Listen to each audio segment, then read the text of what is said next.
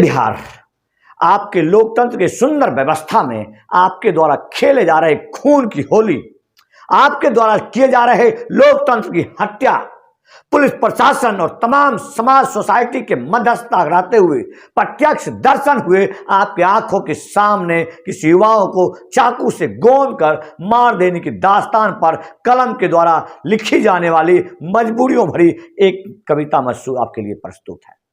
मजबूर कलम, कलम मजबूर कलम, सब कलमें दरबारी हो गई, सब कलमें दरबारी हो गई, सब कलमें दरबारी हो गई, कुछ कलम आजाद है। सब कलमें दरबारी हो गई, कुछ कलमें आजाद है। जो कलम आजाद है, जो कलम आजाद है उसके हाथ में हथकड़ी, जो कलम आजाद है उसके हाथ में हथकड़ी। लोकतंत्र नहीं ये साह है। जो कलमें आजाद है उसके हाथ में हथकड़ी, लोकतंत्र नहीं ये साह है। कुछ कलमें धंधे पर बैठी, कुछ कलमें धंधे पर बैठी पाती और लुटाती है। कुछ कलमें धंधे पर बैठी पाती और लुटाती है। पेट की आग, पेट की आग और खौफ सरकारी, पेट की आग और खौफ सरकारी। सच नहीं लिख पाती है, सच नहीं लिख पाती है, सच नहीं लिख पाती है। सब कलमें दरबारी हो गई, सब कलमें दरबारी हो गई, कुछ कलम आजाद है, कुछ कलम आजाद है।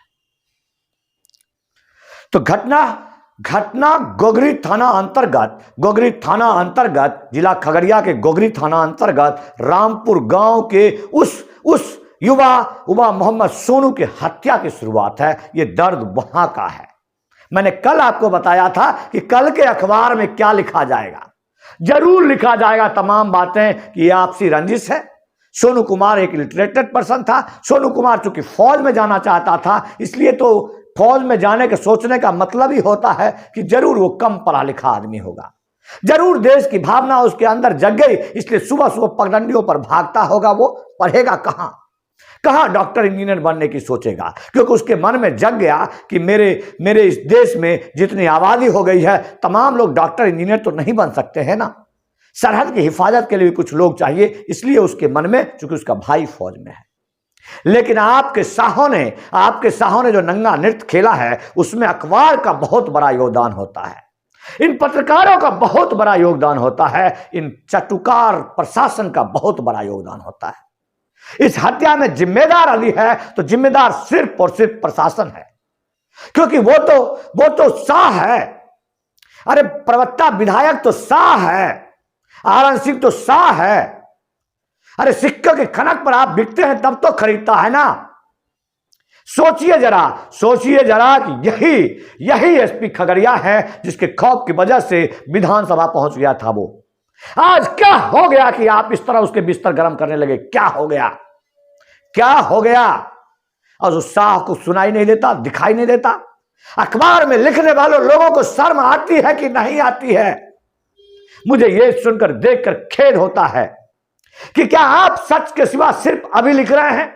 बस 3000 रुपया पाया और लिख दिया कि सोनू अहमद के साथ मुठभेड़ हो गया, रंजिश हो गई, पुरानी रंजिश थी, जमीनी विवाद था।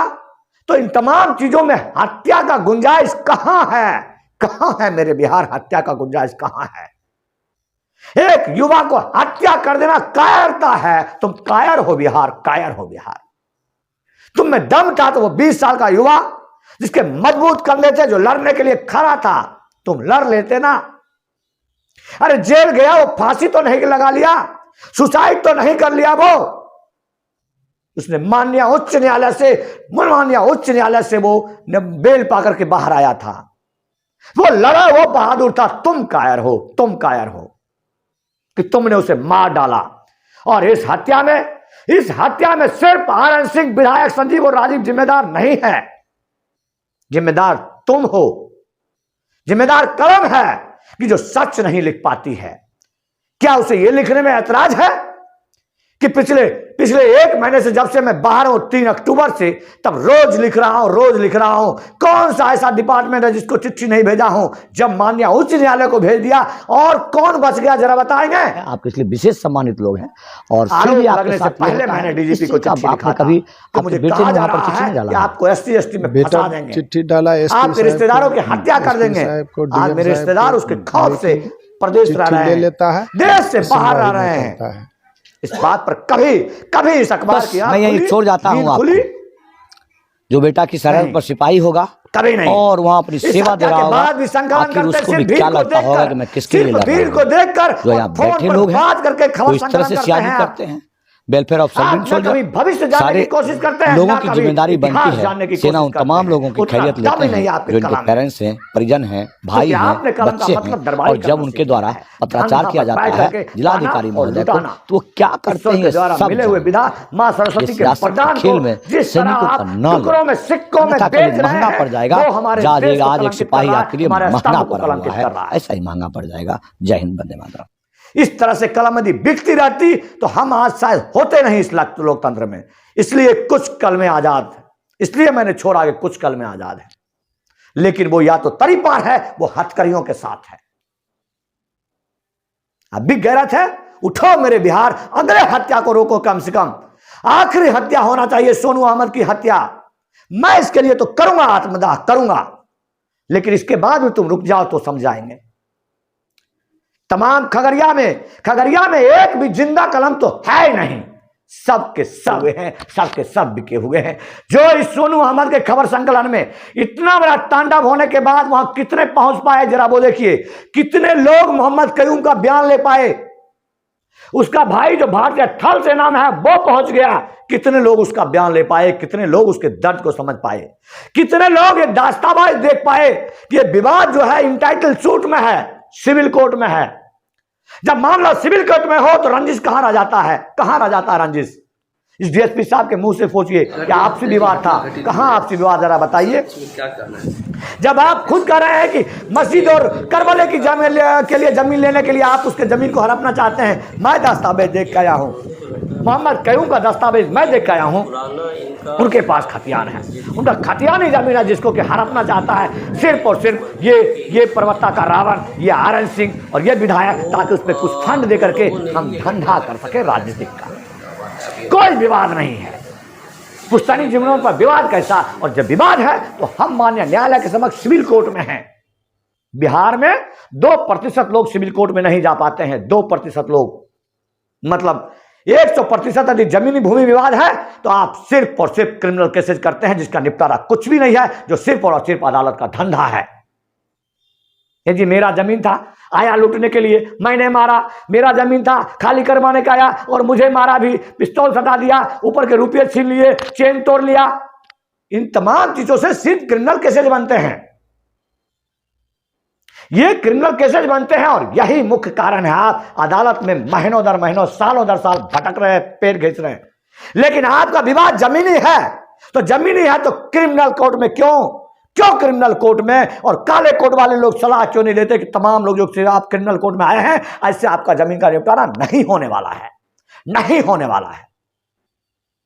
माना कि डीएसपी साहब बीपीएससी रैंक के अधिकारी हैं, क्योंकि खामोश बैठा यूपीएससी रैंक का अधिकारी जब बिक गए तो क्या बोलेंगे, मुंह में जुबान नहीं है, संतोष राय का फोन नहीं अटेंड कर सकते।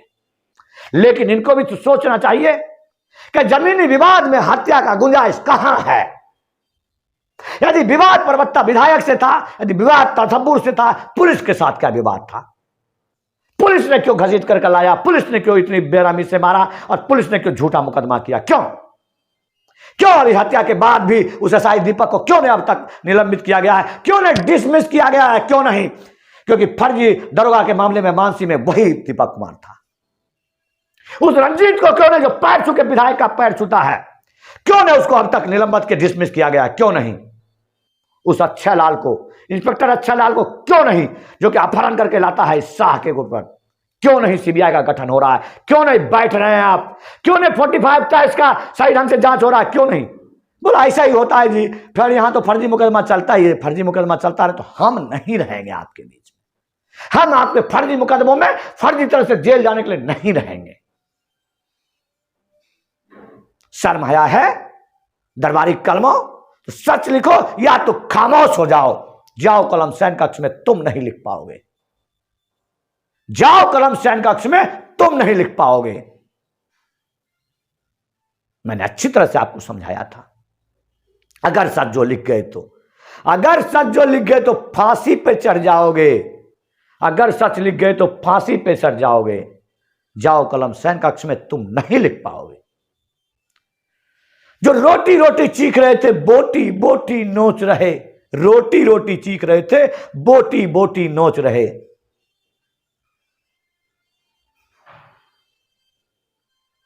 समझ लीजिए बातों को, ये आर एन सिंह के लिए कह रहा हूं मैं। ये 2 रोटी के लिए मोहताज आदमी था, 2 रोटी के लिए मोहताज आदमी था। ये आज शाह बना हुआ है और हमारी बोटियां नोच रहा है। आप खामोश हैं,